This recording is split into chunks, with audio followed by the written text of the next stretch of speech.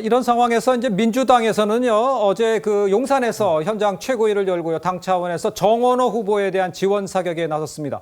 정청래 대표와 정원호 후보의 목소리 한번 들어보시죠. 이재명 대통령이 유능함을 인정하고 민주당이 공인하며 성동 구민이 극찬한 검증된 일꾼입니다. 정말 유능한 사람, 원 없이 일할 사람, 오늘 지금 정원호가 답입니다.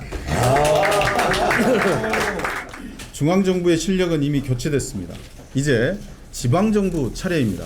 이번 지방선거는 새로운 인물로 지방정부의 실력을 교체하는 선거가 되어야 합니다.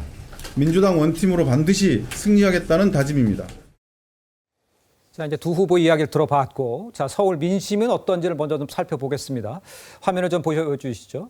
4월 10일, 11일 조사한 겁니다. 갤럽 여론조사인데요. 정원호 후보와 오세훈 후보 양자 대결에서 정원호 후보가 52%, 오세훈 후보 37%였습니다. 정 후보가 두 자릿수 이상 앞서는 배경, 저때까지 앞서는 배경은 뭔지를 먼저 말씀해 주시고, 성치훈 대변인께서 보시기에 이게 끝대로 갈 건지, 이 상황은 어떻게 보시는지 좀 전망을 해 주세요. 일단 제가 정치권 이후로 5번째 지방선거인데 네. 이 현직 서울시장이 저 정도로 프리미엄을 못 누리는 건 처음 보는 것 같습니다. 그 정도로 지금 저희 민주당 진영의 후보가 아주 많이 앞서고 있는 것 같은데요. 아무래도 장동혁 지도부, 장동혁 디스카운트가 전 크게 작용하고 있다. 장동혁 디스카운트는 또 어떻게 말하면 윤석열 디스카운트라고 할 수도 있습니다.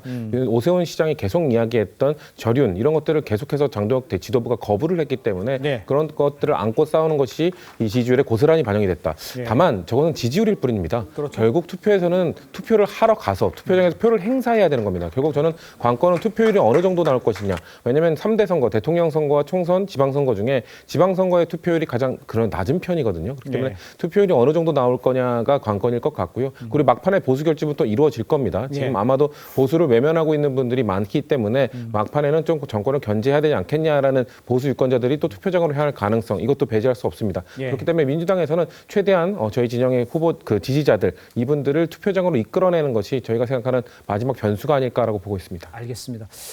오늘 오세훈 서울시장 같은 경우에 이제 서울을 내주면 이 정권의 폭주를 막을 마지막 제동장치가 사라지게 된다라면서 서울 수성의 중요성을 다시 한번 강조를 했습니다.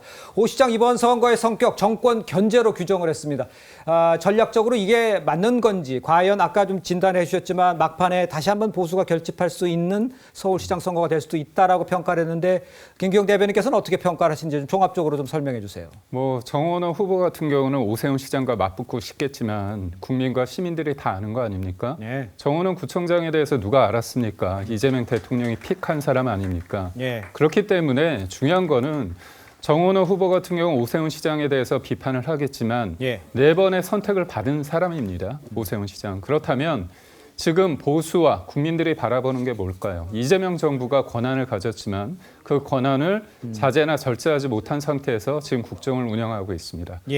야당에서 그리고 언론에서 이재명 대통령의 그 가짜 뉴스 관련해 가지고 이스라엘 관련해서 가짜 뉴스 관련해서 비판을 했습니다. 근데 그거 어떻게 했습니까? 매국노라고 얘기하지 않았습니까? 본인의 말에 대해서 의견을 달면 매국노가 되는 겁니까?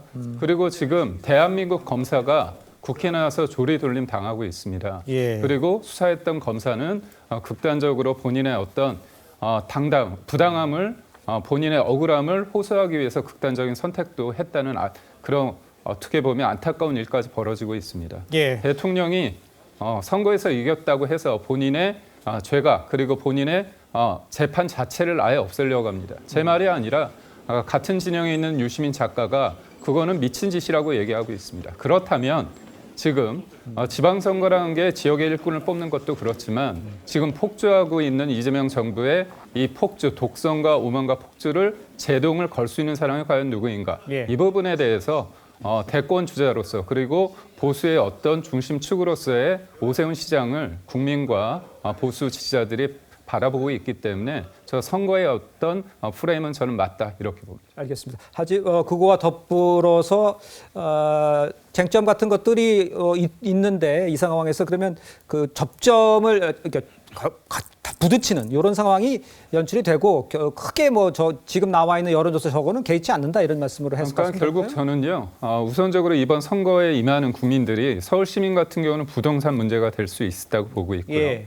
두 번째는 지금의 폭주하는 정권에 대해서 서울과 부산 우리가 할 수 있는 부분에서 제동을 걸어야 된다는 그런 예. 절실함이 묻어나게 된다면 지금은 그런 생각을 합니다. 일종의 여론조사가 벌어졌기 때문에 무기력감에 빠져 있는데요. 예. 그런 것들을 할 수 있다는 기대와 이길 수 있다는 그런 하루하루의 어떤 선거 전략과 메시지를 통해서 그런 걸 이끌어내는 게 중앙당 그리고 장동혁 대표의 어떤 몫이기도 하고 오세훈 시장의 몫이라고 봅니다. 알겠습니다.